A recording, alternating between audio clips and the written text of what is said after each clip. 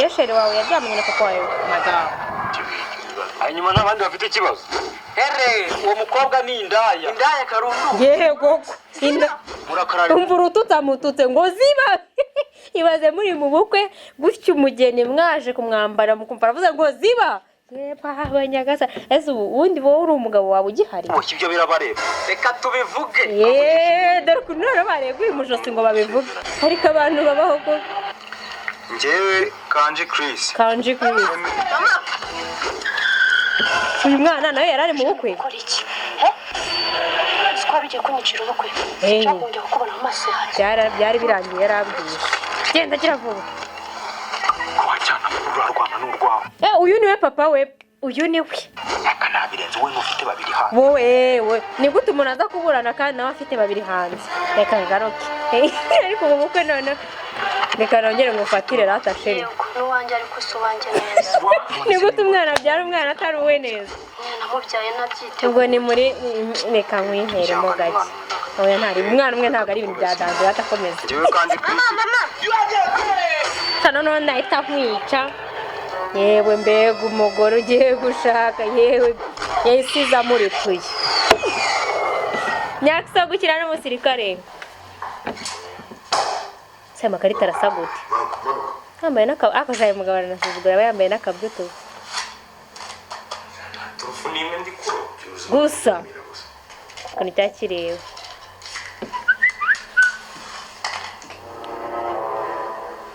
tabi mu bantu hari abantu batagira ari isoni mu bantu reba uburyo batumurira ase prince yungize ibiki ase ni gute ubwonko ngo murajya ibintu ariyenza akajya kugira imyotsi turacyari umwana hamwe muhomere papa mureba papa wari wibagiye kuri gukinana na sosha ariko papa nyine uravuze ngo dinga nyine uburyo bimeze ngo nyine ko niyo amagi bivuge imbwa n'indi nkunda ukuntu uyu mugabo akina kabisa akina neza muri seriye ubundi ajya aseka ko n'amaso yatukuye byagenze bande bari kuwureba sini mace reba fisto ni uwo kureba gusa iyi filime ushaka kuyireba full movie wayireba kuri afrimax TV na link twashyize muri description aho hasi kuko iraryoshye kabisa Nyaxo ndamufana ukuntu afitemo ukuntu akina ukabona kabisa yabaye seriye ubundi watsinze oya bibare wimbeshye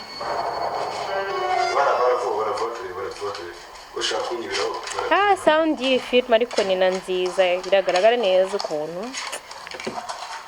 umugabo ukunda bareba baravuga cyane Nyaxo uri kubara nk'umuntu watsinze yatsinze yewe gadata dore ukuntu bino bireba ni wowe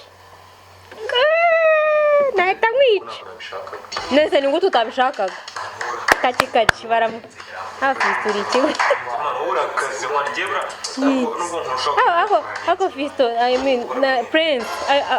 ameze nk'umuntu ugira ibikabyo mu buzima busanzwe mwese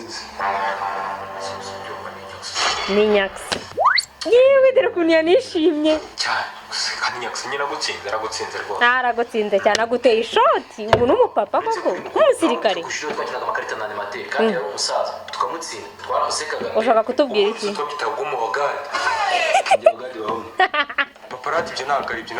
barakubeshya hadisi Nyaxo yitinyira na papa mwajye mumera nka Nyaxo reba nk'icyo cya prince ugifite mu rugo koko nazakijugunya nanjye hanze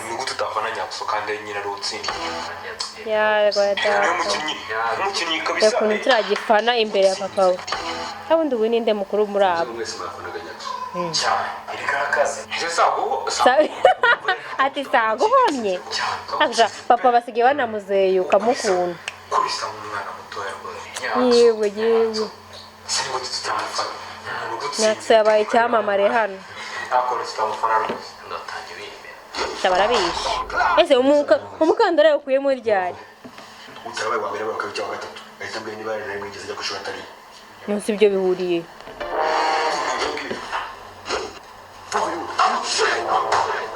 yes hanze utegereje iki wowe watangiye kumarikira mu nzu n'icyo nta kimwe kiri kumfana yego inzu yawe Sebu season 21 episode ya kabiri mwamubonye Stella shari kwitunganya Stella ari kubanza ategereje umugabo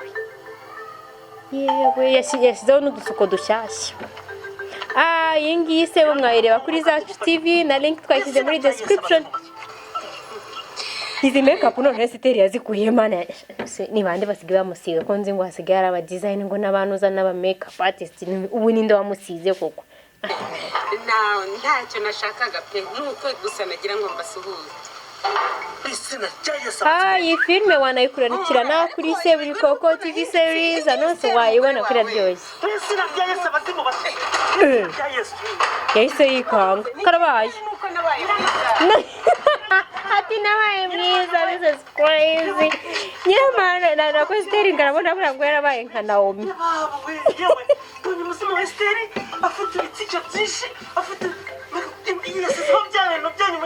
nibiki ntago babona ko nabaye mwiza ubu banza rurinda yanyobewe ayiwe Stella yarize nuko ndahindukira mwana mugabo ageze ubwoba nawubwira ni humura ndetse Stella fere wawe yabageze fwe hakimu oya nubwo ndumvana bisekeje atana bazimu bashye ayiwe uyu mumama si gukina nukuri ndumva nifuje kureba andi mafilme yari kurira uko ntabwo ari akagambane ntabwo ari akagambane ese numvishaho byapfiriye we wanze kwambara rinete kandi za rinete uzambaye rinete se zari gutuma ibaze none yashyira amarinete ko zantura hasi ayiwe uranisaziye za rinete uzambaye zirinda izuba urumva iyo zirinda bya bintu wisize izuba ritari mwabyumvishe ko rinete zirinda izuba izuba rirakukubita hose birashoka ukuntu umeze pe nawe utavuga ko umeze nk'igihini aranakubwiriye umeze nk'igihini nimubwire ngo ngirinde wenda nifubika n'umutaka ubu ushobora kugenda wifubitse umutaka koko muramuze murarinesheje none se pasite kuri ibyanjye na runinda birarangiye ayiwe nukuri ntabwo ndisa arababaje Carine season 2 episode ya 16 byumve bitandatu ase yakanone ari kutubwira ibiki sezi aryoshye aryoshye kuvuga ngo yunzu se akavuga yakana bavuga story rwose dore umusitari wacu Pasiteri Gafaranga wow Kadogo uwo muri Sebu uyu mugabo azi no gukina ako yakawe ni ikirangirire uzi yuko mwamupingaga yewe mwamupingaga ese mbona nk'ibimara uzi ko mwebwe hita numva muri akanya ubana basora mukajya usukuyuguhita kibara ko bari kuboya story byabarambiye nakubwira story nabantu bameze gutya oya wowe ngwino umva buretse gatuma ngo amukurahagije yewe umva bande uretse umva nawe yakagenda mukunda no filme yakinnye mwumva ko iseke ati manze mwicara ngamba bwire n'amakuru niba ari binini byibe bacyari nibiki by'ibinini neza yenda ndakubwiza ukuri cyakuye mwinda abaze ase yakakoko kwagira story zitanabaho mbwira ukuntu umuntu yakuramo inda agakoresha ikinini cy'imbe bagasigara indi kavamo umuntu akagiye umwana agapfa ariko umuntu agasigara biba ibyo bintu burya yakayagutera story kumva ugiye kurira hano yanjye koko ndona bararambiye ati reka twigendere bara niyo mpamvu barakaye Bamenya season ya 5 episode ya 5 niyo noneho yarandangiye Prudence nta Prudence hano ngo byaje kurangira irikoze wajureka kunzinzi kukangira ikigoyi yereka iyo naba ntareba nahurirwa cyangwa nkubu ira Prudence nakoresha iki mu rugo bayikoresha iki aya soreye aba yagufasha urera nk'inyange nta cyaha ugira nta n'ikizinga Bamenye ukuntu abagenda ku mana yanyu bame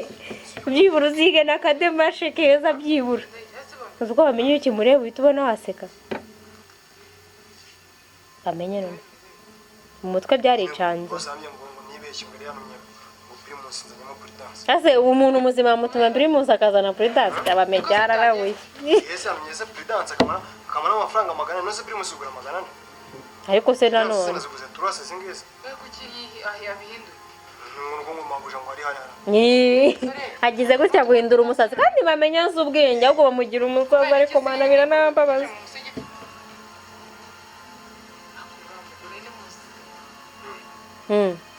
ndeko nuyeze ati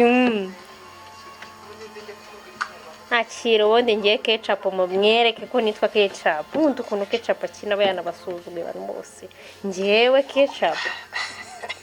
ko gitangiye kumera maritiro yewe gitangiye kurota ku mama ufite n'umutima mwiza birasana neza ubwo kinyibwiye ngo kizadukoresha kandi wasanga imisi ari yanjye na ketchup rota dore ko nikize genda mumere kuri nyako nanjye ndabandi mu myitozo wayisanga kuri Bamenya series ushaka kuyireba yose kuko ni nziza kabisa uyirebye Bamenya uraseka kuva utangira kugeza kuri Matayo High School season 2 episode ya 5 aho uriya muntu asanga agakayi muzarebe mu ishuri ukuntu ufite umuntu wabazonze uhora wiga ngo ni Hakimu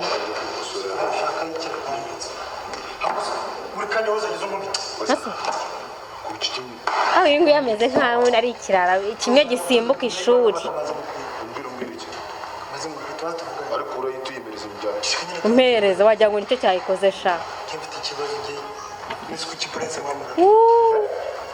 Prince umwana wawe yegura mubaze ubu urarebye urifatura reba usanga Prince ari umwana w'umuntu yafata ngo simbukara agasa bajye banakwigisha wajya umugabo umuntu akavugana nawe uravuze ngo nimbwa n'undi cyane niyo naba naravunitse utarazi ko ngiye kwara umuntu ndikukubaza umwana uri kuvuga umuntu gukubita mu mutwe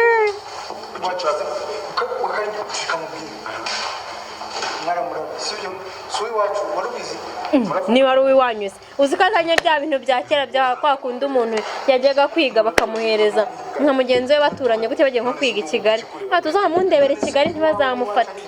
ati ntenga nazajya akoze ikosa ujye umbwire nyumvire akubaga kayimana yanjye none bakugize umwe icyangombwa kigaragaza ko uri umurinzi w'ikintu kinagitange sewe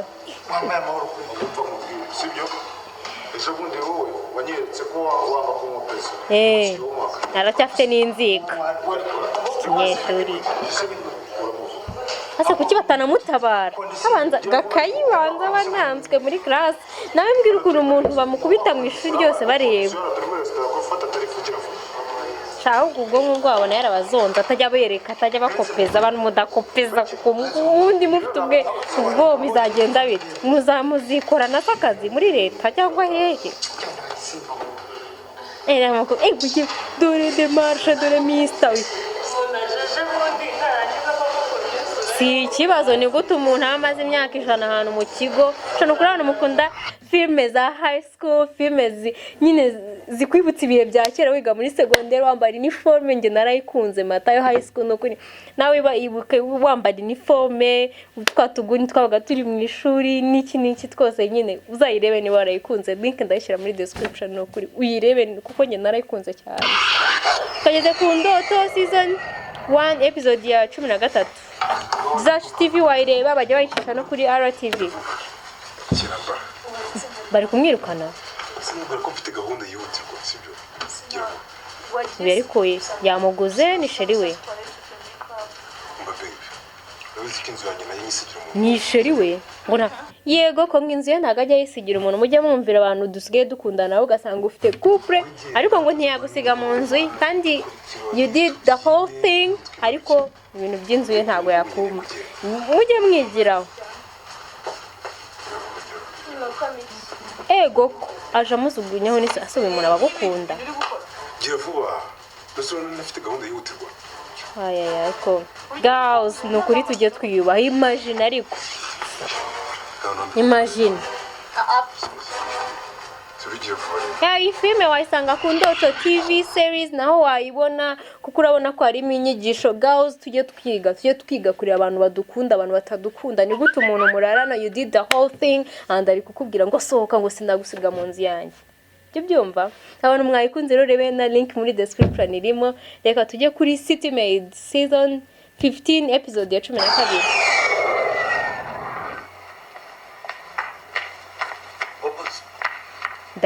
Dabo muri bigomba guhinduka shanga ndakunda ndagufana